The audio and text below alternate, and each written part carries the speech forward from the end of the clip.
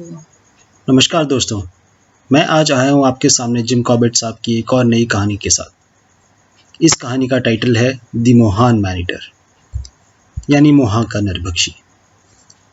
जब भी कोई शिकारी जंगल में शिकार करने जाता है और शिकार अगर किसी बाघ या तेंदुए का हो, तो शिकारी को बहुत सतर्क और सावधान होकर ही जंगल में चलना या घात लगानी पड़ती है। लेकिन अगर ये शिकार किसी नरभक्षी या मैन ईटर का हो, तो पूरी तरह की सावधानी ही आपको सही सलामत जंगल से बाहर निकालने में मदद करती है। ये कहानी एक ऐसी ही कहानी है जहां जिम कॉर्बेट को लगभग अपनी जान से हाथ गंवाना पड़ जाता अगर वो पूरे सावधान ना होते तो। और ये कहानी भी रोमांच से भरी पड़ी है। पर ये सब कहानियां शुरुआत से लेकर नरभक्षी के मारे जाने तक काफी लोगों के डर और दुख से सराबोर होती हैं। रोमांचक ये नरभक्षी के मारे जाने के बाद ही कहलाई जाती हैं। तो मेरा इन कहानियों को रोमांचक बोलना उन परिवारों को ठेस पहुंचाना नहीं है जिनके परिवार के सदस्य नरभक्षी का शिकार हुए हों। इस कहानी की शुरुआत मोहा गांव के पास के इलाके में आए एक टाइगर के साथ शुरू हुई। इस बाघ ने मोहा के पास के इलाके में इतनी दहशत मचाई जिसकी इस दौर में हम कल्पना भी नहीं कर सकते। कहानी शुरू करने से पहले मैं आपको थोड़ी सी जानकारी उस जगह की देना चाहूँगा जहाँ इस कहानी की घटनाएं घटित हुई। कॉर्बेट साहब के गर्मियों का घर, जो कि इनकी माँ मैरी ने सन 1881 में बनाया था, ये नैनीताल की नैनी झील के पास ही है और इसे गर्नीज हाउस के नाम से जाना जाता है। इस घर से तकरीबन 8 मील दूर एक रिज यानी पहाड़ का शिखर है जो कि 9000 फीट की ऊंचाई पर है। ये रिज पूर्व पश्चिम दिशा में है और इसके उत्तर दिशा वाले पहाड़ पर ओट ग्रास यानी जई का घास लगा हुआ है और घास की इस पैदावार के थोड़ा नीचे ऊंची ऊंची पथरीली चट्टानें हैं जो कि आखिर में कोसी नदी में मिल जाती हैं। तो एक दिन कुछ महिलाओं का एक समूह इस घास को दिन में काट रहा था और अचानक कहीं से एक टाइगर इनके बीच में आ पहुंचा। इस पूरे समूह में अफरा तफरी मच गई। कोई इधर भागा तो कोई चिल्लाते हुए उधर। बाघ इस पूरी अफरा तफरी से चौंक कर वापस जंगल में चला गया। कुछ देर बाद सब औरतें और लड़कियां इकट्ठा हुई तो इन्होंने देखा कि एक बुजुर्ग महिला फिसल कर एक चट्टान में बनी छोटी सी जगह पर आ गिरी थी। उसे कुछ चोटें आई और शायद फ्रैक्चर भी था और पसलियों में भी चोटें आई थी। कुछ देर तक इन औरतों ने उसे निकालने की कोशिश की, पर बहुत ही छोटी जगह होने के कारण वो उसे ऊपर से निकाल नहीं पाए। तब सबने निर्णय लिया कि वो गांव जाकर मर्दों को इकट्ठा करके कुछ देर में आएंगे। इस प्रस्ताव से वो बुजुर्ग महिला बहुत डर गई और उसने सबसे दरख्वास्त की कि उसे वहां अकेला छोड़कर ना जाए। काफी सोच विचार के बाद एक 16 साल की लड़की ने महिला के साथ रुकने का फैसला किया। बड़ी सावधानी से वो लड़की पहाड़ की एक तरफ से उतरकर उस छोटी सी जगह पर महिला के पास पहुंच गई। महिला को उसने थोड़ा सा पीछे कुछ खुली जगह में बिठाया और खुद उसके पास उस महिला की तरफ मुंह करके बैठ गई। बाकी सब लोग वहां से चले गए गांव की तरफ, जो कि कुछ 4 मील दूर था। बाघ को इनकी आवाज ना आए इस कारण ये दोनों बड़ी धीरे धीरे बात कर रही थी। ये सोचा जा रहा था कि अब वो महिलाएं कहाँ पहुंची होंगी और कितनी देर लगेगी उन सबको वापस आने में। थोड़ी देर हुई थी कि महिला को लड़की के पीछे कुछ दिखा और वो एकदम हक्की बक्की रह गई। उस महिला के चेहरे का एक्सप्रेशन देखकर जब लड़की ने पलटकर अपने पीछे देखा तो उसे बाघ नजर आया, जो उस छोटी सी जगह पर अपना पांव जमा जमा कर धीरे धीरे इनकी तरफ आ रहा था। आगे बढ़ने से पहले मैं आपको स्थिति अच्छे से समझाना चाहता हूं और इसके साथ डर क्या होता है वो भी समझाना चाहता हूं। जैसे कि आप तस्वीर में देख पा रहे होंगे, एक चट्टान से थोड़ा नीचे एक हल्का सा आगे निकला हुआ हिस्सा है जहां एक इंसान भी अच्छे से नहीं बैठ पाए और वो बिल्कुल थोड़ी सी ही जगह है। चट्टान के आगे 1000 फुट गहरी खाई, एक तरफ बाघ जो कि संभावित रूप से शिकार ही कर रहा है। मैं पूरे विश्वास से कह सकता हूं कि हम सब ने ऐसे डरावने सपने जरूर देखे हैं जब डर के मारे हमारी आवाज बंद हो जाती है और शरीर ठंडा पड़ जाता है, हाथ पांव जम से जाते हैं और डर के मारे हमारी नींद खुल जाती है। फिर हम शुक्र मनाते हैं कि ये एक भयानक सपना ही था। अब आप कल्पना कीजिए कि वो हकीकत है और उस सपने से निकलने की कोई गुंजाइश नहीं है। इस समय वो छोटी लड़की बस वही सपना जी रही थी। आगे खाई है, पीछे चट्टान है जिस पर चढ़ना संभव नहीं है। एक तरफ वो बुजुर्ग महिला और एक तरफ बाघ है। कुछ समय बाद जब गांव वाले वहां पहुंचे तो उन्होंने देखा कि महिला बेहोश है। चट्टान पर जगह जगह खून के छींटे हैं और लड़की का कुछ अता पता नहीं है। उस महिला को गांव ले जाया गया और होश आने पर उसने सबको ये पूरा किस्सा सुनाया। कॉर्बेट के एक दोस्त जिनका नाम मोती था, वो भी उन दिनों वहीं थे। तो वो 18 मील पैदल चलकर कॉर्बेट के घर पहुंचे और उनको ये सब बताया।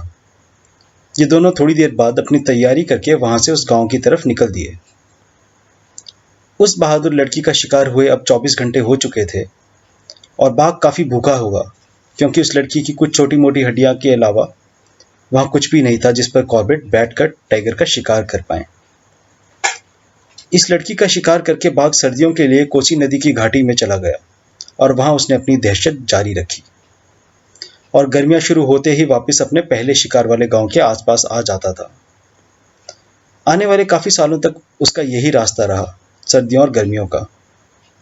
और आखिरकार मोहा के पास कार्तकानौला गांव को ही उसने अपना प्रधान स्थान बना लिया।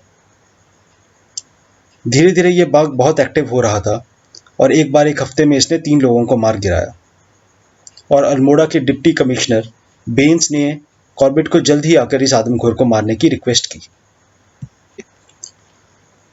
तो मई के एक गर्म दिन में कॉर्बेट अपने 2 नौकरों और 6 गढ़वाली लेकर कार्तकानौला की तरफ निकल पड़े। 24 मील की पैदल यात्रा ये रामनगर से शुरू करके पहले पड़ाव में 7 मील बाद गारजिया गांव में एक रात रुके और अगले दिन 12 मील चलकर दोपहर में ये मोहा पहुंच गए। वहां लोगों ने इन्हें अपने कई सारे अनुभव बताए इस नरभक्षी के बारे में। इनमें से सबसे दिलचस्प किस्सा जो कॉर्बेट को लगा वो कुछ इस प्रकार था। एक बार एक फॉरेस्ट गार्ड एक मछुआरे के साथ जंगल में जा रहा था। तभी एक मोड़ के बाद उन्होंने सामने एक बाघ देखा। मछुआरे ने अपना मछली पकड़ने वाला डंडा छोड़ और फॉरेस्ट गार्ड की बंदूक उसके कंधे से उतारकर भागने लगा। सबसे आगे मछुआरा था, बीच में फॉरेस्ट गार्ड और उनके पीछे बाघ था या नहीं, इन दोनों ने पीछे पलटकर नहीं देखा, क्योंकि कौन ही बेवकूफ पीछे पलटकर देखेगा जिसके पीछे बाघ पड़ा हो। घास में दौड़ते दौड़ते मछुआरा कुछ देर बाद एक सोते हुए भालू के ऊपर गिर गया और फिर वहां जो अफरा तफरी मची वो कुछ और ही थी। इस गड़बड़ी में सब अलग अलग दिशा में भाग गए और काफी देर बाद जाकर रेस्ट हाउस में मछुआरा और फॉरेस्ट गार्ड मिले तो मिलते ही इन्होंने एक दूसरे को गालियां देनी शुरू कर दी कि तू मुझे छोड़कर भाग गया था और दूसरा कहे कि तू मुझे छोड़कर भाग गया था। खैर लंच के बाद ये सब लोग सावधानी से कार्तकानौला की तरफ चल पड़ते हैं, क्योंकि रास्ते का ये आखिरी पड़ाव बहुत ही खतरनाक था। बिना किसी घटना के जब ये सब कार्तकानौला के पास पहुंच गए तब बाघ का डर अब ना होने के कारण कॉर्बेट अपने साथियों को छोड़कर फॉरेस्ट हट की तरफ अकेले ही चल पड़ते हैं।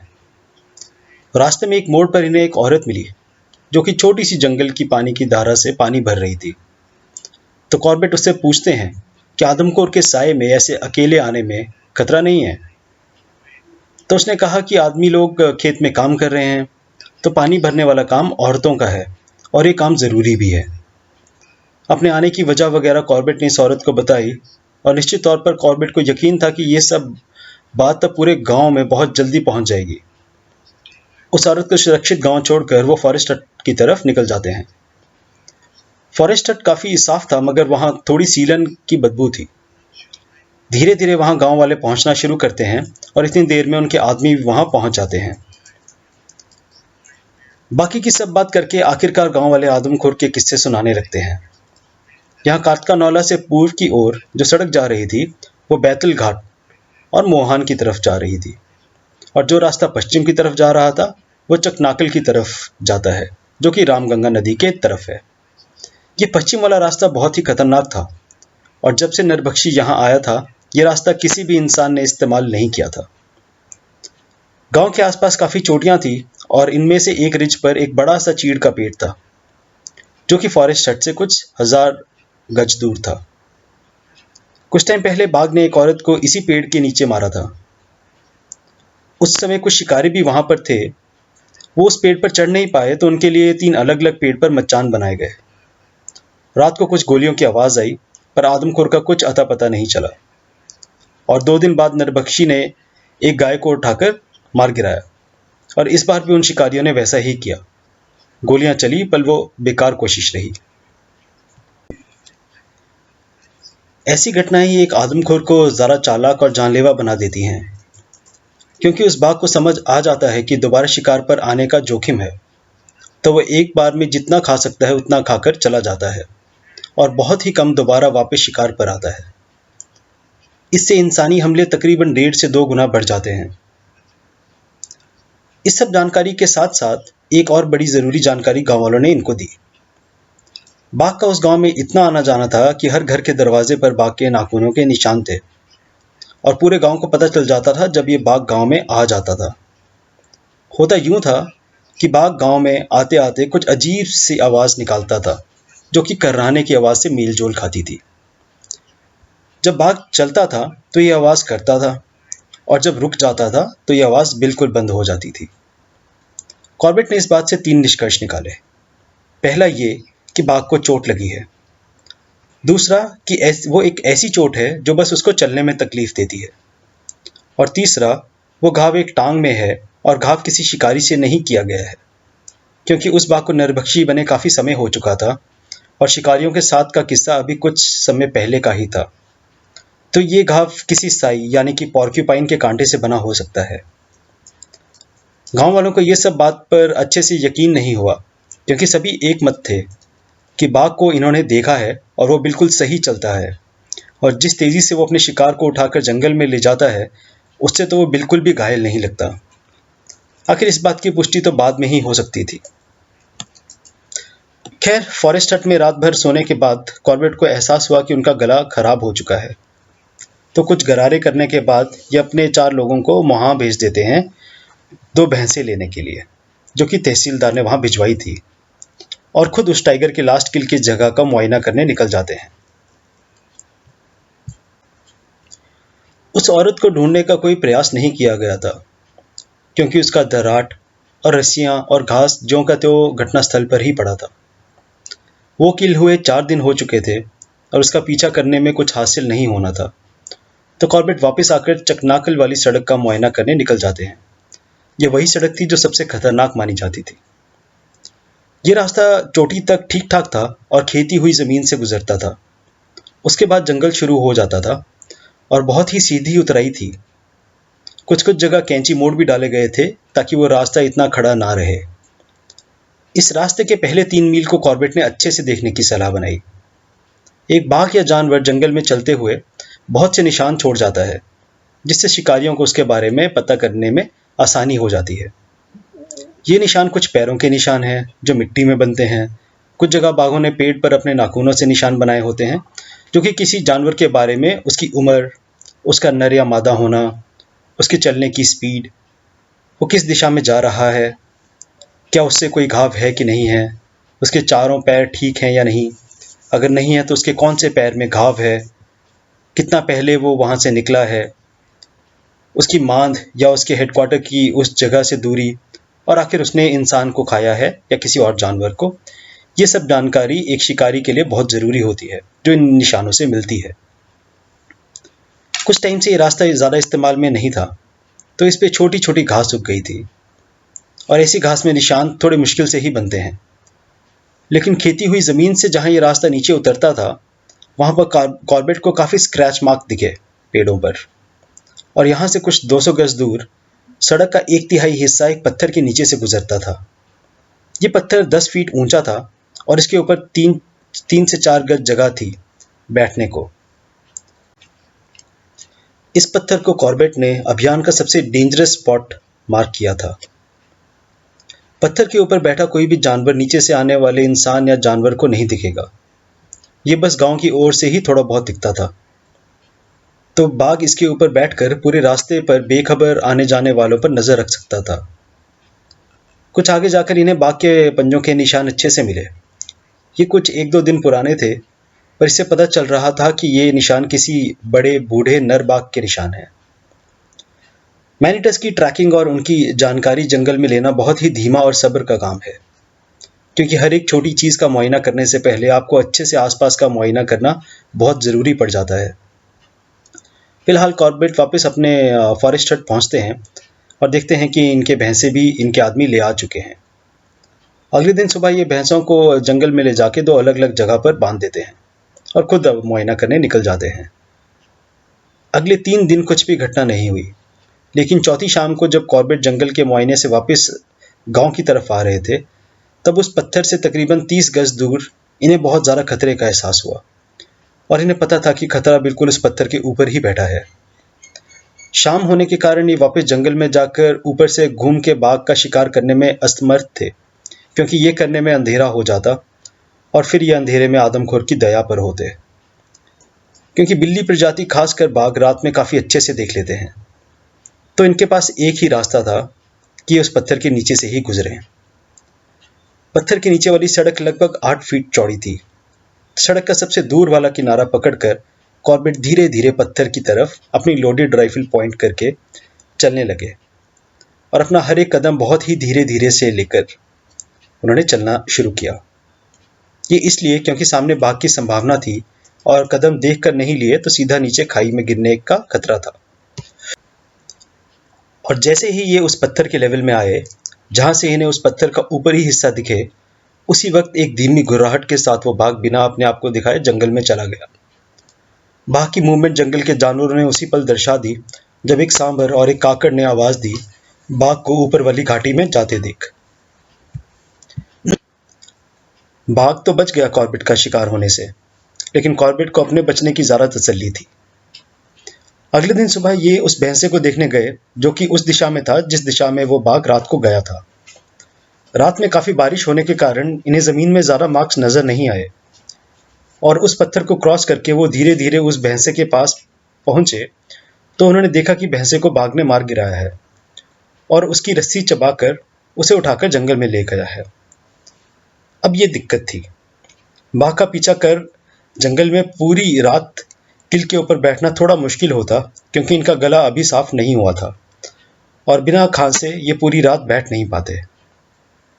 तो धीरे धीरे इन्होंने उस जंगल का मुआयना शुरू किया तो पाया कि टाइगर ने बारिश से पहले भैंसे को मारा था और बारिश के बाद उसको उठाकर लेकर गया था। अब ड्रैग मार्क का पीछा करना ऐसे घने जंगल में जहां कदम कदम पर मौत लिखी हो काफी खतरनाक होता है और कॉर्बेट बिल्कुल भी चांसेस नहीं लेते थे बेफिक्र होने के। इन्होंने अपनी बंदूक को 2 बार चेक किया और निश्चिंत हुए कि बंदूक सब ठीक से चल रही है या नहीं।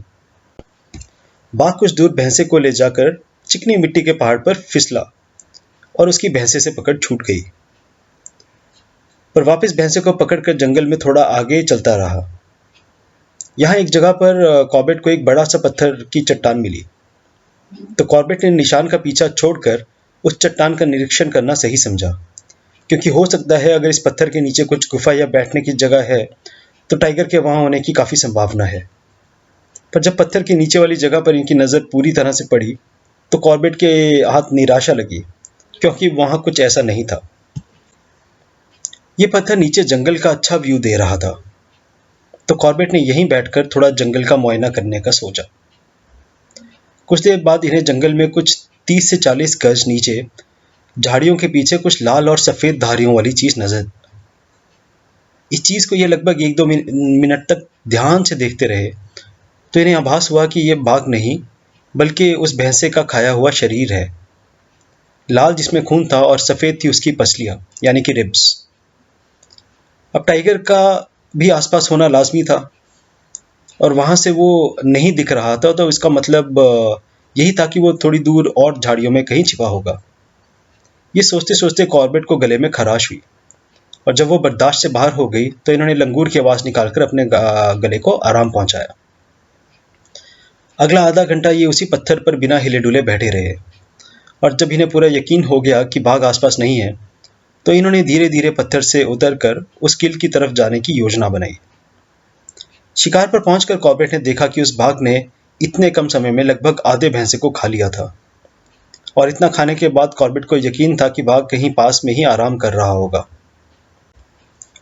उस जगह पर गोल गोल चक्कर लगाकर कॉर्बेट धीरे धीरे किल के पास के इलाके में टाइगर के जाने के निशान खोजने लगे और अंततः कुछ दूर घास जो पहले जमीन से सटी पड़ी थी एकदम से इन्हें उठते दिखी।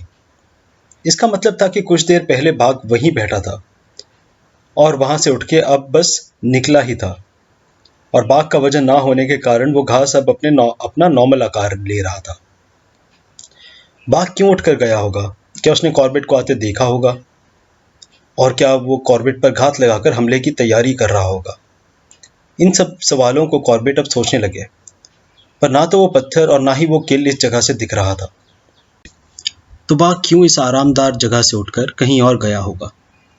इसका जवाब कॉर्बेट को उसी पल मिल गया। सुबह की चिलचिलाती धूप ने बाघ को उठने पर मजबूर कर दिया था। इस घास के छोटे हिस्से के एक किनारे पर एक पेड़ गिरा था और यह हो सकता है इस पेड़ के पीछे या तो बाघ सो रहा है या कॉर्बेट पर घात लगाकर हमले की तैयारी कर रहा है। धीरे धीरे आगे बढ़कर बाघ का कुछ कुछ हिस्सा इन्हें पेड़ के पीछे नजर आना शुरू हुआ, तो इन्हें यह देखकर बहुत राहत मिली कि बाघ आराम से सो रहा है। अपनी एक तरफ लेटकर वो आसमान की तरफ मुंह करके सो रहा था। इस जगह पर आने से पहले कॉर्बेट अपनी राइफल का सेफ्टी लॉक खोलना भूल गए थे और ये खोलने पर क्लिक की आवाज करता है जो कि बाघ को चौकन्ना कर देगा। इन्होंने विचार किया कि ये बंदूक का ट्रिगर दबाकर ही रखेंगे और उसके बाद लॉक खोलेंगे। बंदूक का ऐसा काम करना पता नहीं चलेगा या नहीं, पर इन्होंने ये जोखिम लेना उचित समझा। तो इन्होंने निशाना साध कर ट्रिगर दबाया और सेफ्टी लॉक खोलते ही गोली चल पड़ी। बंदूक ने इन्हें धोखा नहीं दिया। गोली सीधा जाकर बाघ के सर पर लगी और उस टाइगर को उठने तक का मौका नहीं मिला। कॉर्बेट ने बाघ पर एक और गोली चलाई जिसकी वैसे तो कोई आवश्यकता नहीं थी और बाघ वहीं उसी स्थिति में ढेर हो गया। इस बाघ को बांधकर गांव लाया गया तो पाया गया कि इसके दाईं ओर के आगे वाली टांग में बहुत सारे साई यानी पॉर्क्यूपाइन के कांटे निकले जो कि लगभग 30 के आसपास थे और उसने इस बाघ की पूरी टांग सड़ा दी थी। इस जख्म ने इस टाइगर को मैन ईटर बनने पर मजबूर कर दिया होगा। कॉर्बेट के पहले बोले गए अनुमान पर लोगों को यकीन हो गया और लोगों के बीच इनकी इज्जत और बढ़ गई उस दिन। तो इसी के साथ मैं ख़त्म करूंगा महान मैन ईटर की कहानी। जल्दी मैं आऊँगा आपके समक्ष एक विशेष कहानी लेकर आप सबके लिए। तब तक के लिए मुझे इजाज़त दीजिए। धन्यवाद।